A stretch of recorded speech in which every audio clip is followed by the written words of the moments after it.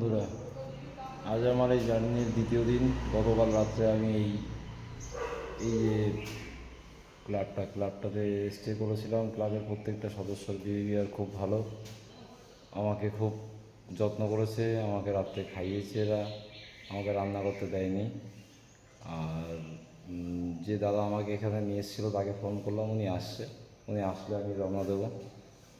এই যে আমার সাইকেল রেডি করলাম, সকালে আবার লাগেজ বেঁধে।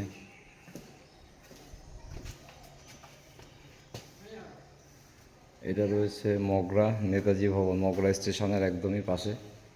এই দাদাদের ক্লাবে আমাকে রাতে থাকতে দিয়েছিল, ঠিক আছে।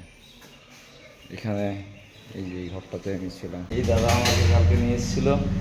এই দাদা খুব আমাকে যত্ন করেছে, আমাকে একদম নিজের ভাইয়ের মতো করে একদম নিজে ডেকে নিয়ে এসে আমাকে খাওয়াতে নিয়ে গেছে রাত্রে, ঠিক আছে।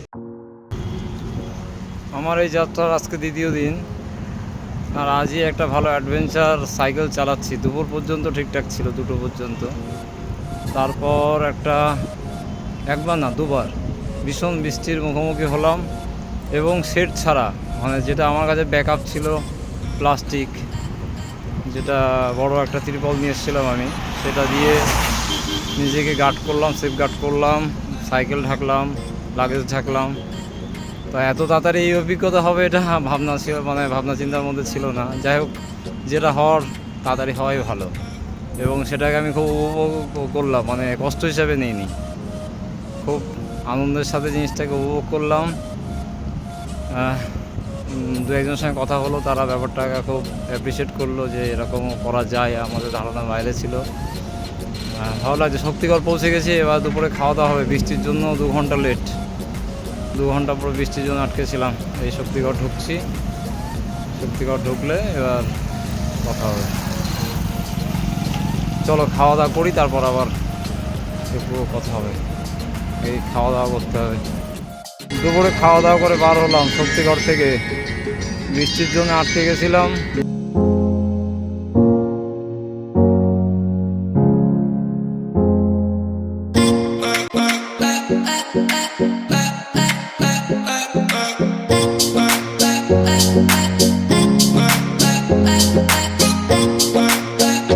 এই যে প্রায় গলসির কাছাকাছি চলে এসেছি, ভিডিও বানানো হয়নি আজকে। ভেবেছিলাম যাবো দুর্গাপুর, কিন্তু কথা হচ্ছে 2 ঘন্টা 2.5 ঘন্টা বৃষ্টিতে যে লসটা হয়ে গেল, যার জন্য দুর্গাপুর হয়তো আজকে আর কভার করতে পারবো না, সব সম্ভাবনা। গলসি পার করে দেখছি একটা কোথাও রাত্রে থাকবার মতো ব্যবস্থা দেখতে হবে। আর আগামীকাল আবার সকালে শুরু হবে। নাইটে কোথায় থাকি না থাকি আপডেট দিয়ে দেবো, ঠিক আছে। চলো এগোতে থাকি। একটা রাত্রে নাইট স্টে করার মতো জায়গা দেখতে হবে।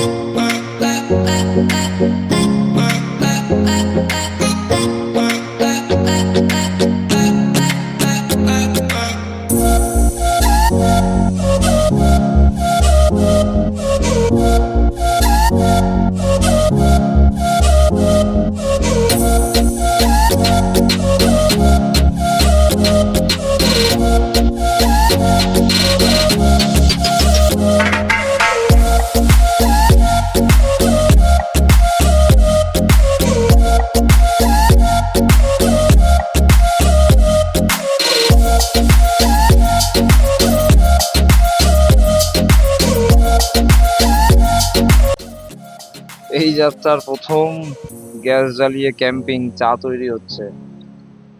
এই পানাগড়ের আগে আমাদের জিওর পাম্পে রয়েছি। এখানে যে পাম্পের মধ্যে যাবো, বড় চা জ্বালানো যায় না, সাইডে যেহেতু 2 চা খেতে হবে, সেটা কমপ্লিট হচ্ছে। 2 চা খেতে হবে, চা হবে, বিস্কুট হবে। কালকে কিছু ম্যাগি ট্যাগি কালকে থেকে তুলে নেবো, করে নেবো, অসুবিধা নেই। আদা চা হবে, দুটো আর আদা চা।